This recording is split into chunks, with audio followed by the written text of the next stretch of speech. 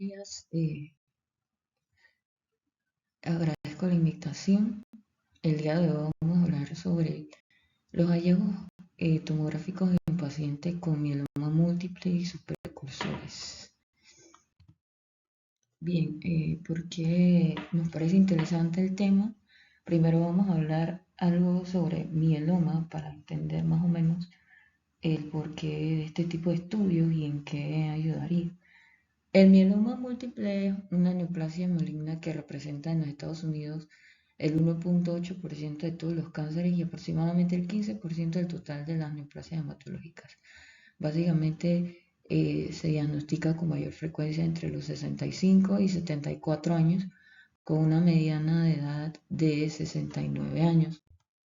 Entonces, por década, la enfermedad ósea relacionada al mieloma múltiple fue definida con presencia de lesiones líticas. Arriba del 80% de estos pacientes con mieloma recientemente diagnosticados se presentan con lesiones líticas, aumentando el riesgo de complicaciones óseas, por lo tanto, aumentando la morbilidad y la mortalidad. ¿Por qué aumenta la morbilidad y la mortalidad? Porque el 92% de estos pacientes básicamente son mayores o igual de 65 años. Y de estos pacientes, la mayoría tiene altas tasas de hospitalización durante el primer año. ¿Por qué? Por fracturas. Debido a las lesiones líticas, un 40% de estos pacientes presenta fracturas en el primer año después de su diagnóstico y el 60% de fracturas más adelante en el curso de la enfermedad. Entonces, estas fracturas a nivel de la columna vertebral puede conllevar a compresión medular. Si hay extensión extramedular de la lesión o debido a una fractura por aplastamiento, y básicamente es una emergencia médica, y el retraso en este diagnóstico y tratamiento conlleva un deterioro neurológico continuo y significativo.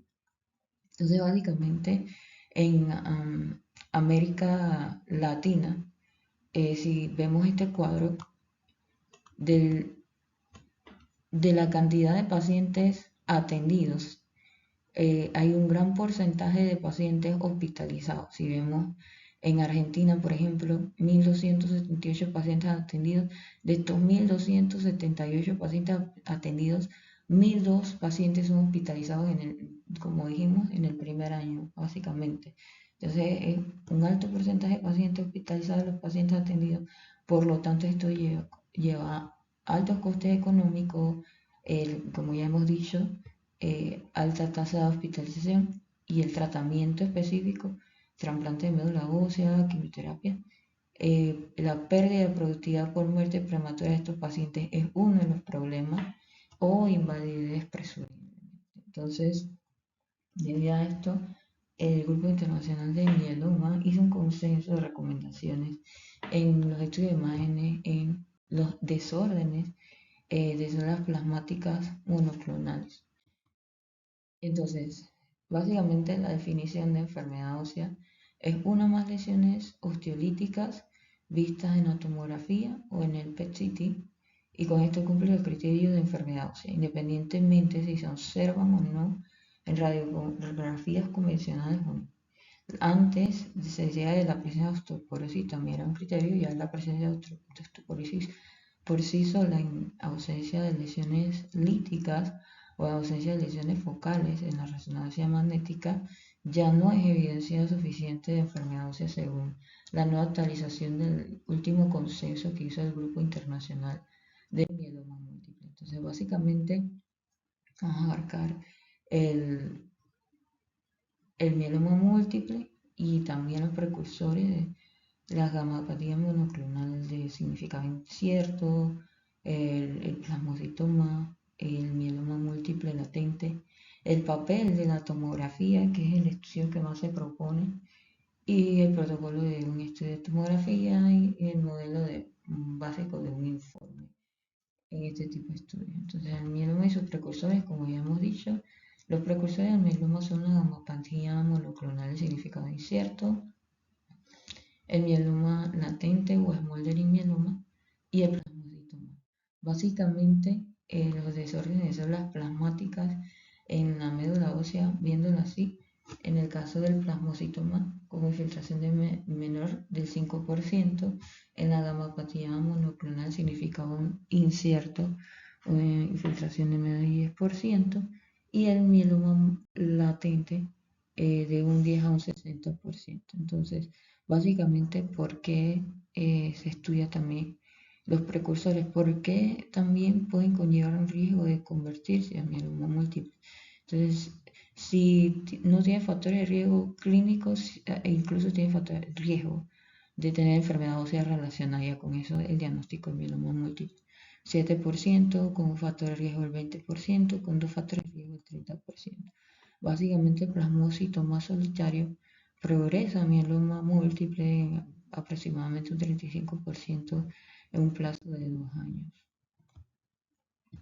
Se han hecho varios estudios ya sobre el rol de la tomografía en el mieloma múltiple y sus estados precursores y en qué nos beneficiaría.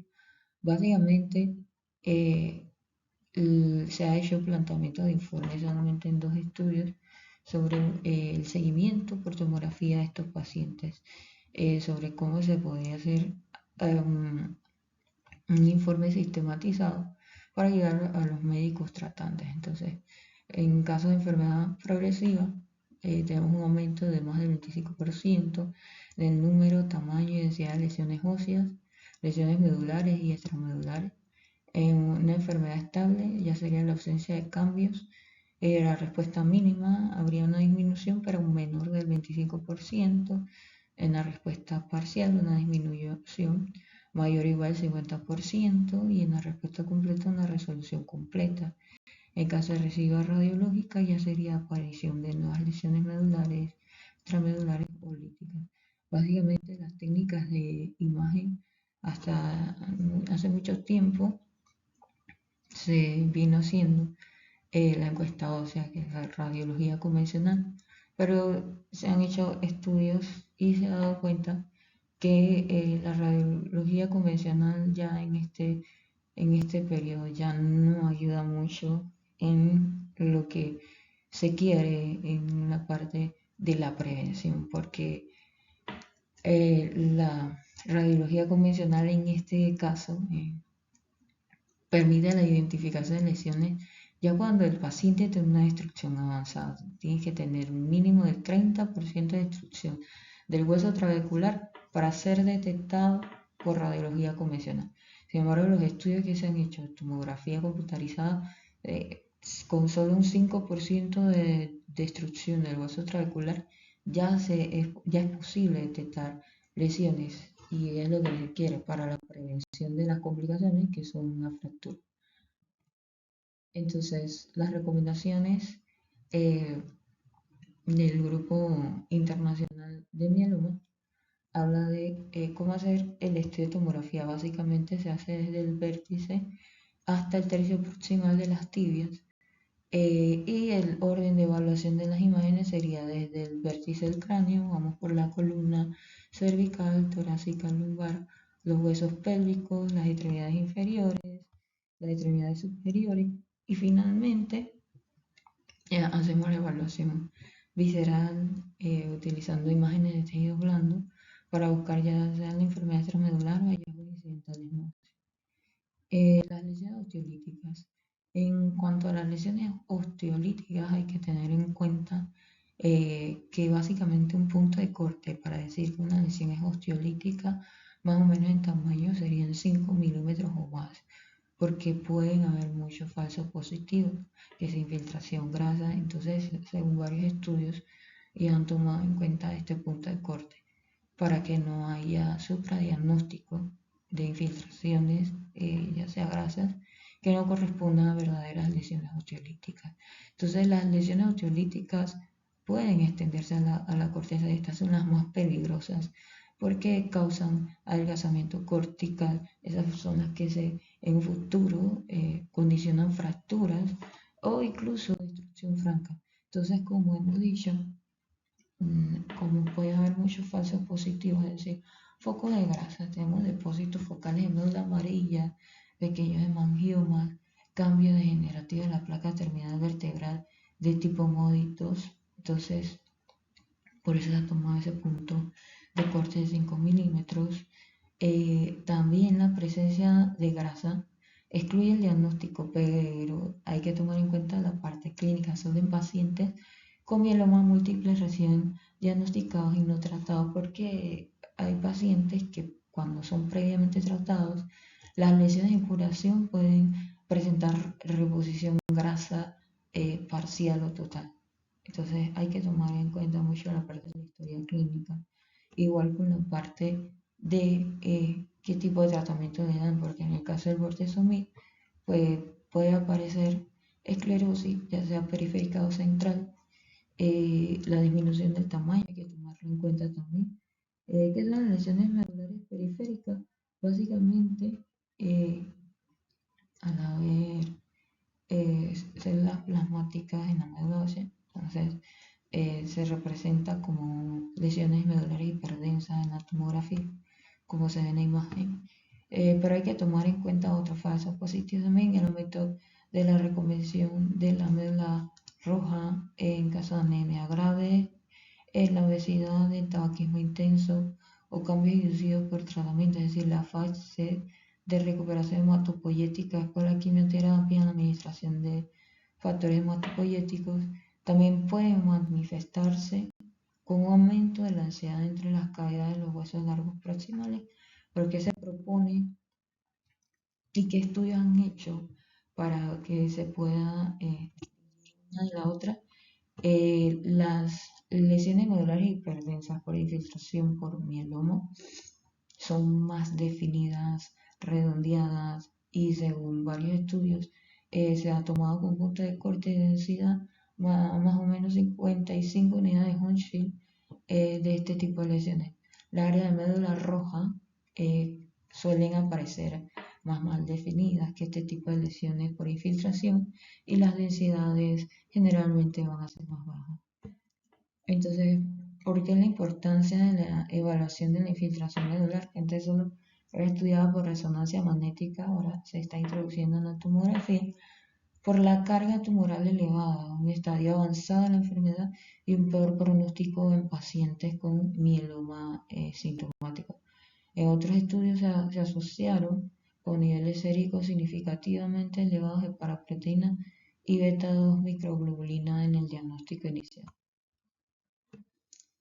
En cuanto al papel de las lesiones medulares en la respuesta, básicamente es parecido cuando nosotros brindamos un informe al tratante a medir el tamaño de un mínimo de 2 lesiones medulares periféricas para evaluar la respuesta y correlacionar con el curso de las lesiones líticas y con los parámetros hematológicos.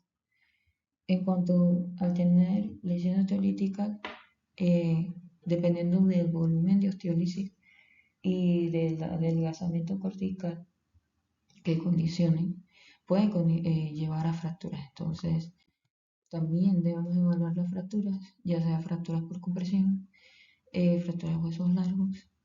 Entonces, la estimación del riesgo de fractura, que es una parte importante, básicamente se estima según el volumen de osteólisis y el volumen y la ubicación dentro de la vértebra. Por decirlo, se ha tomado en cuenta que un compromiso de más del 50% del cuerpo vertebral y si se comprometen áreas críticas, ¿cuáles son las áreas críticas? La unión costo-vertebral del pedículo, esos se consideran de alto riesgo y se deben ser remitidos para tratamiento local antes de que el paciente tenga una fractura. Y otra de las manifestaciones serían las masas de tejido blando, como se ve ahí. Una masa de tejido blando puede conllevar a compresión medular y es lo que se quiere evitar.